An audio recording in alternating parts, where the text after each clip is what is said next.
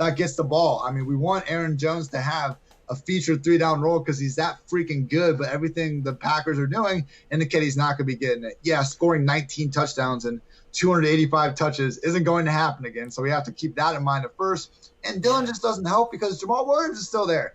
And Aaron Jones only played at least 60% of the offensive snaps in 2 games that Jamal Williams was healthy in last year.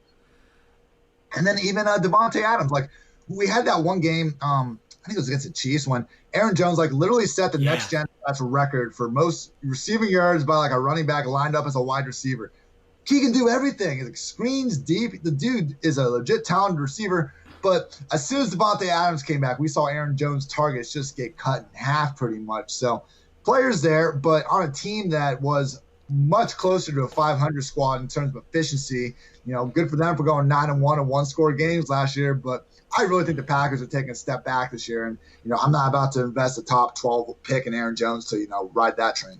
Yeah, I'm with you. I mean, he's even below that second tier of running backs that we've been talking about, in my opinion, the Drakes, the Ecklers. I don't even put him in that same tier. To me, he's more of an early third rounder, which could be insane. Again, the running back 2 last year. But when 114 of his 314 points came on touchdowns, 36%, I mean, that's going to be tricky to project. Whether or not there is a vulture, that's still obviously going to regress. And, I mean, that Adams stat, I didn't even have that one down. That's a fantastic thing to consider, too, is the target share. As talented as he is, as deserving of a potential 3-down role as he is, and he's going to be a free agent next year, so hopefully he can finally get somewhere where he does get that. Yeah, if you can't get 60% of the snaps when Jamal Williams is your only competition, then what the fuck can we expect? Yeah, I'm with you totally there. The next guy, so as you said, Damien Williams kind of is lumped into a big group. So, I mean, rather than just kind of repeating, yep, he's a threat to his volume, we get that kind of narrative, but you can just kind of tell me how hard do you think some of these veterans are hit? I'll just kind of quickly fire them and you tell me what you think of this backfield. Because, I mean, there's Marlon Mack and Jonathan Taylor with the Colts. What do you think is going to happen there? It sucks. I do think we see a 3 RB committee of sorts with Nyheim Hines getting there for that. Look, Jonathan Taylor's awesome, but Frank Reich was also the coach in 2015 when the Chargers drafted Melvin Gordon in the first round. You went ahead and made Danny Woodhead their feature back anyway. I don't necessarily see Marlon Mack pulling away from Jonathan or anything, but just expect those last 6 games of last year, the Colts were using 3 running backs, kind of 40, 50, 20 snap splits. At least early on in the season, I think we're going to be annoyed at the lack of Jonathan Taylor touches. I don't see either guy really pulling away for at least the first half. What about with the Lions and Kerryon Johnson and DeAndre Swift now being there? Complete mess. I'm way more willing to take a chance on Taylor just because I don't think it's, again, like a lot of these places, if it was Kerryon, DeAndre, and underrated Lions offense, let's boogie. I'm in. But I think Ty Johnson and or Bo Scarborough are going to get freaking involved here, cut down the snaps for everyone. It's a team that wanted to feature Kerryon the last 2 years, and they saw firsthand how they got one of their best players sent to IR immediately. This does not seem like a team that no matter what happens, we're going to need multiple injuries for any of these guys to get a featured role. Oh, that is disgusting. Just talking about it pisses me off. But what about the Ravens and Mark Ingram, who was just a monster last year, and as this offense exploded? But then they add J.K. Dobbins, who I think fits this backfield to perfection. Is that going to be a 1-2 punch, or is Ingram going to just disappear? What do you think of these guys? Ingram's definitely not disappearing. We need Gus Edwards to disappear, and it should happen. The Ravens said Dobbins, their number 1 running back in this draft. They took him in the second round. But Gus Edwards doesn't suck, man. The guy leads the NFL in yards per carry. It's success rate. He's not busting. He can't bring you what J.K. Dobbins can bring you. It would make all the sense in the world for Dobbins to pretty much take Gus Edwards and Justice Hill's roles.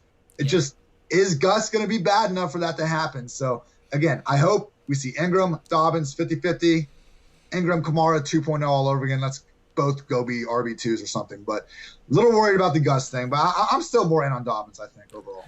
I love Dobbins. I mean, and Ingram is going to be, I think, 31. He's 30 already. He's going to turn 31 during the season. I get his tread's a little lighter than most running backs at that age. But yeah, I mean, if this became the Dobbins show because Ingram goes down, I guess just my gut feeling, I think Ingram's going to have a bad injury. There's obviously no way to project or prove that. And just in my gut, I'm like, J.K. Dobbins is going to win leagues this year. I feel like Ingram's going to go down, and Dobbins the second half of the year is just going to be, he's too perfect of a fit. They couldn't pass him up. I trust the Ravens scouting so much. I couldn't believe he fell as far as he did. I was hoping he'd go to Pittsburgh. But yeah, I'm with you. I think, it could be a great 1-2 punch. And maybe if Dobbins could take over, holy hell. What about the Rams backfield? Cam Akers, is he going to be the guy? Is it Darrell Henderson? Do you want either of them anyways? What do you think's going to happen there in St. Louis or Los Angeles? Yeah, I think Akers, out of all these guys, other than maybe Vaughn, might have the easiest path to a potential starting job. But, we're hearing Sean McVay in this offseason. He's saying, we're so happy we have 3 good backs. They're really talking up how different talents that can be used in different games. His whole thing, we wanted to be more they've been so 3 wide receiver heavy his entire tenure there. And he's really talked about how he admires the Patriots being able to change their game plan week by week. And because of that, they've kind of gotten different players. They think can do that. It's worrisome, man. If the season started tomorrow, I think we would have to probably say Malcolm Brown is going to be the starter, at least, early on. And, we assume you don't spend 2nd and 3rd round picks on Akers and Henderson to not play him, but it's looking like a 3 RB committee, and the ceiling's so high. No one had more rushing touchdowns than Todd Gurley over the last 2 years, but seems like a committee, man. Like all these rookie backfields, it's just tough right now. And in general, rookies, we're seeing them, they're overpriced because there's so much uncertainty there, and none of these guys, other than kind of Clyde Edwards-Helaire, can we be truly certain are going to have a big role from week 1. Fully agree with all of that. And the last backfield, too, where a rookie's coming in and it could throw things off completely, that's the Bills with Zach Moss. Is he going to play that Frank Gore role and just be a bigger, better version of Frank Gore at this stage of their career? How's that impact Devin Singletary? Me and you talked on the quarterback episode. Their goal line rusher's Josh Allen anyways. So, what about this backfield? Are you targeting Singletary, Moss? You staying away? What do you think of this one?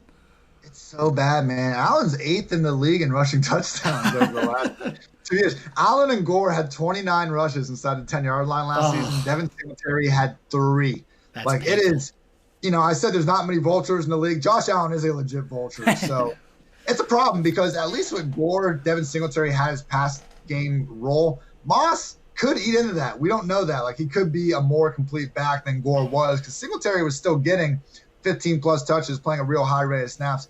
It's problematic. I've seen kind of mixed feelings on Zach Moss as a player throughout the industry, but, drafting him as a top 3-round guy, they were kind of being linked to Melvin Gordon throughout the offseason. I think it's pretty clear we're going to see maybe a little bit less of a role than Singletary, and with just so few fantasy-friendly touches with the goal line stuff and then Diggs coming to take away the targets, I'm probably going to be out of the Singletary business for the most part this year. And